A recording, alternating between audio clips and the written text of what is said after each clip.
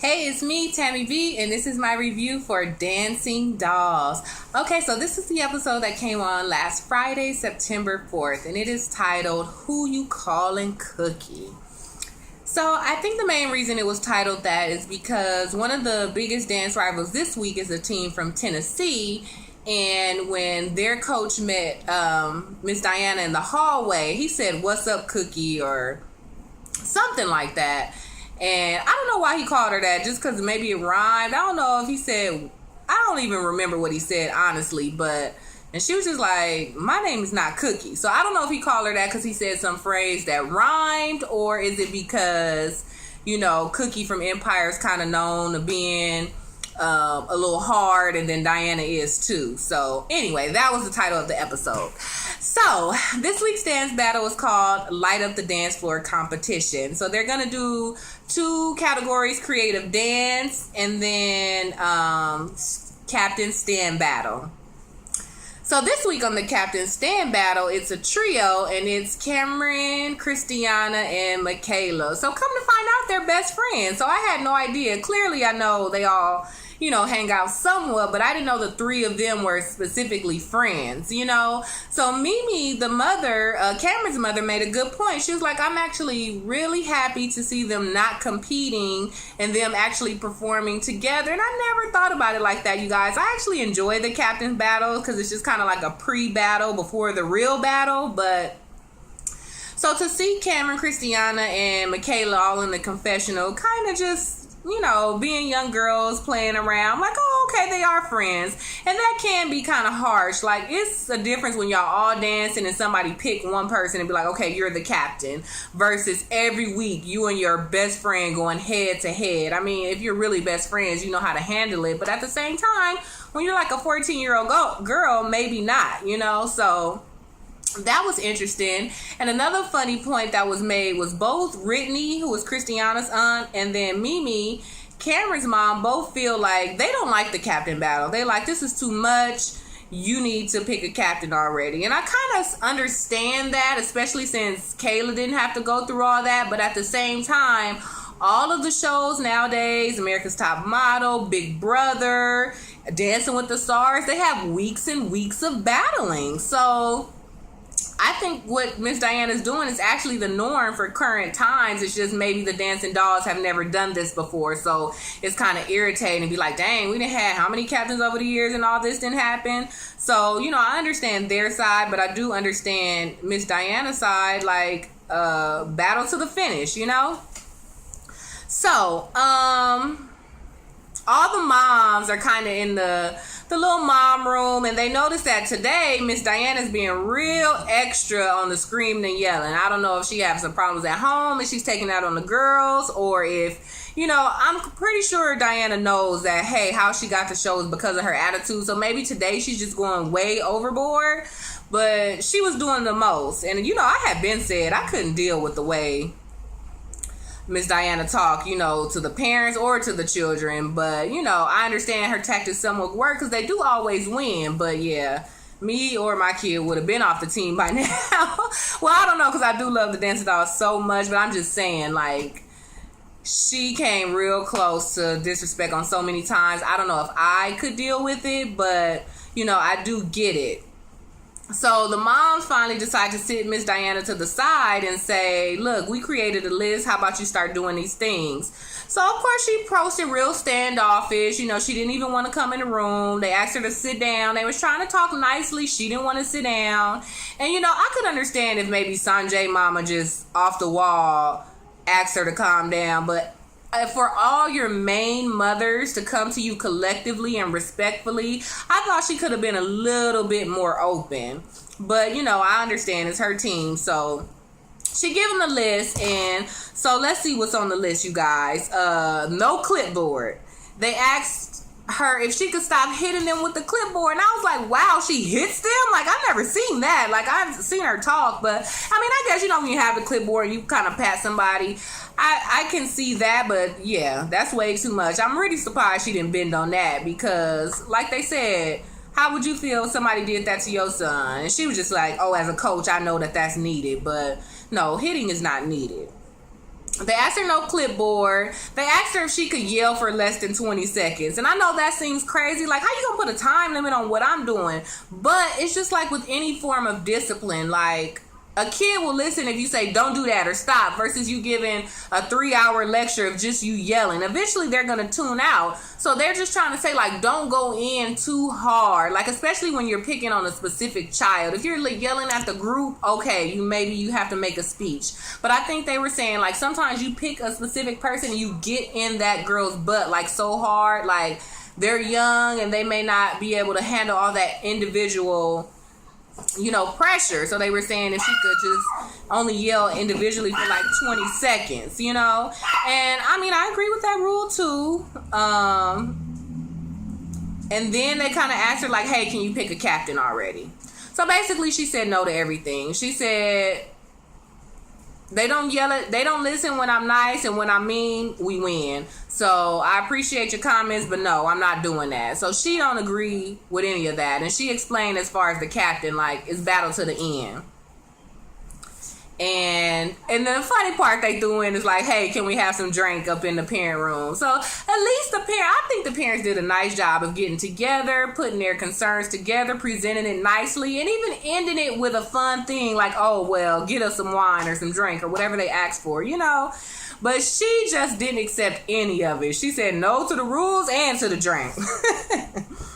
So anyway, so they had the little trio practice, and Miss Diana was not having it, you guys. As I mentioned, it was Cameron, Christiana, and Michaela, and they were playing around. I think because they're friends, they were just dancing real soft, not recognizing that, hey, we're practicing for a battle in 2 days. Like, I'm glad we're together, but we about to go hard, like, and kill it. They didn't do that. They was dancing soft. They was all smiling. They was tee-heeing with each other. So Miss Diana kind of low-key cussed them out. So the trio practice didn't go that good. And it was kind of funny because, as I mentioned, the three of them kept having confessionals. And you could see them playing with each other. They call themselves the Smurfs or whatever. I'm like, good child, y'all don't know how many Smurfs. I was in high school like over 10 years ago. And we had a little group called themselves the Smurfs too. So I was like, girls, it's cute that y'all look cute and all excited about y'all name. But I'm like, I've been around forever. But one thing I did notice, like, even though Cameron was kind of playing with them, whoop whoop this and hey Smurfs this, like, she did sneak in her little dig, or her, I wouldn't even say shade, but she kind of pressed her two friends like, hey, like, this fun, but we got to get together. We got to practice and be on one accord and kill it. So she threw it in on the slide. And see, so that's kind of conflict, because, like, if you're a captain, like, you're going to have to be able to tell them, like, look, y'all, we need to practice and kill it. But, I mean, she could do it the way she did it, throw it in on the slide, but just ensure that they get it. But I did catch that Cameron was like, yeah, we playing, but, like, no, we got to go in here, be together, be in unison, all of that. So she threw that in. So then, basically, we get to the battle. Like, the coach for the Tennessee girls, he was fierce. He was ready for the dancing dolls. He said they was coming for them, and he was ready. But they did not end up even winning the stand battle.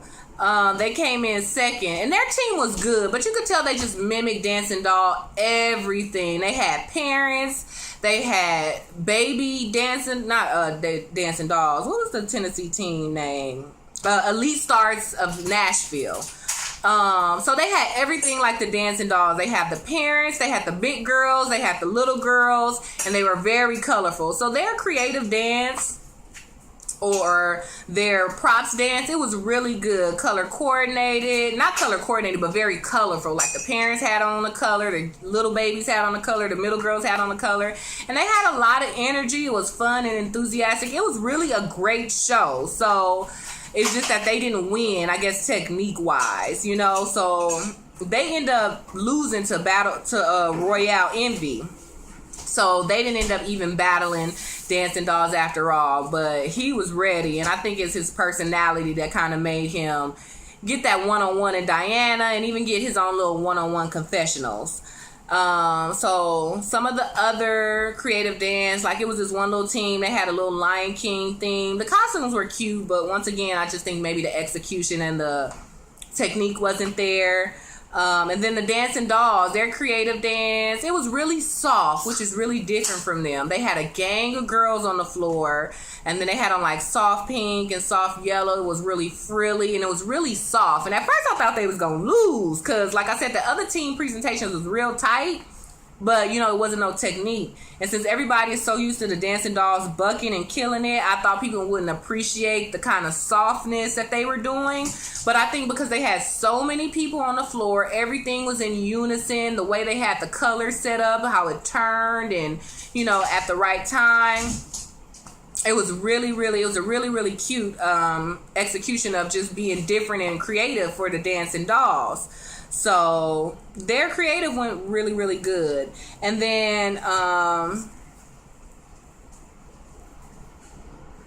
so that was pretty much it. The trio battle, the Dancing Dolls, they killed it. Cameron, Christiana, and Michaela, they killed it. I mean, as usual. Like at first they was all practicing regular, and well, to be honest, they didn't kill it. It was nice, but they still killed it compared to the other teams. Like, you know, we've seen some Dancing Doll battles where we're like, oh, like, you know, so the trio, they actually didn't do that great, but they still did better than everyone else. And I think that they killer move, y'all. They did that heel stretch, and that's the thing. It seemed like everybody tried that heel stretch. I think if the other team didn't try the heel stretch and fall, that maybe that other team would have been better. But it's like once you lose it on that heel stretch, that's not a move that people are gonna forget. If a girl trip or fall and get back up and still, you might kind of forget it. But when you're doing like a signature move and blow it, that just ruins everything, you guys. So even though Cameron, Christiana, and Michaela dance wasn't the best trio ever or the best dance that the Dancing Dolls have ever did, I think the fact that they ended with that heel stretch, all three of them, maybe they even did one by one, and they held it up there and they just stayed there and they just dropped. You know how they do. So that's what got them, because the other team did it too, but of course they shook, and I think one of the girls even dropped it, her heel. So it was it. So that was it, you guys. That was the Dancing Dolls. So needless to say, the Dancing Dolls won creative battle and they won the trio stand. So 2 wins for Dancing Dolls again. So that was pretty much it, you guys. I am interested to see if Diana does calm down a little bit, or just to see if maybe she can take the parents' advice a little bit, because they do pay to be on that team. So I think the parents understand, no, we know that we are a winning team, and we know that it takes hard work and dedication, but you got to realize that these are young girls. So to be cussing at them and hitting them with clipboards, that's like abuse. Like, it's like, we don't like when people do that to dogs or chickens, or we're all like PETA conscious now. So it's like, how can we not do that to, you know, animals, but you want to hit my daughter with a clipboard? Like, you know, so I hope she does kind of listen, because I think that without the hitting and maybe just calming down on the cursing a little bit, like, they'll still be the winning team, you know. But like Miss Diana pointed out, everybody is gunning for the dolls. Like, over the last year, it's been like 20 teams just popped up out of nowhere. This whole majorette thing is becoming more and more popular. It's a little bit harder now, because now you got YouTube where you could watch the video over and over, still the moves. Like, it wasn't like that before. So it's becoming harder and harder for the Dancing Dolls. And honestly, like I said, some of these teams are really good. That elite team of Nashville, you know, no, they didn't make the stand battle, but like I said, their dancing or their presentation was really good. So they were close. So I understand Miss Diana do gotta you know, stay on them, because everybody's gunning for them. But, you know, I do understand what the parents saying, that maybe she can lighten up a little bit. So we'll see what happens next week. More battles and more to come. So, all right, you guys, you know what's up. Give me the thumbs up on this video. Hit me up on Twitter at TammyB_. That's TAMIB and the symbol _. So go ahead and subscribe to my channel if you haven't, and I will see you next time. Bye.